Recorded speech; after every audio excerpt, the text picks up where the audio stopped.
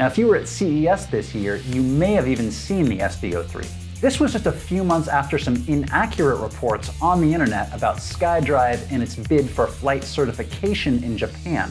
Some reported that SkyDrive had received Japan's first certification for a personal flying vehicle for its next flying vehicle. To be clear, this was misreported.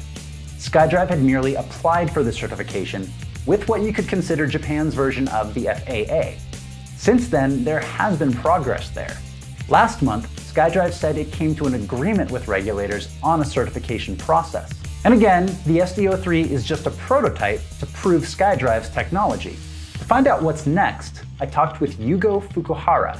He heads up SkyDrive's air mobility division. Our vision is to transfer the people from anywhere to anywhere. Many other eVTOL companies is going with direction of longer range from city to city and 4 or 5 passengers. But our vision is to be focused on personal transport with a compact, simple, and easy to maintenance and lower operating cost vehicle inside the city, especially in the area of the very congested traffic jam on the ground.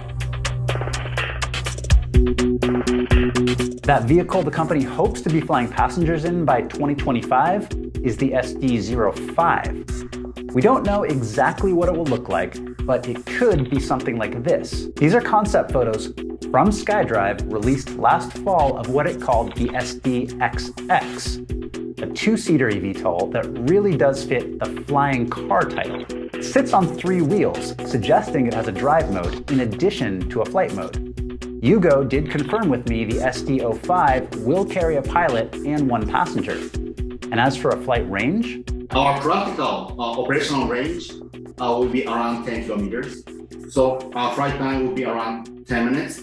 Yugo told me they expect initially the SD05 to cost between $500,000 and $1 million US.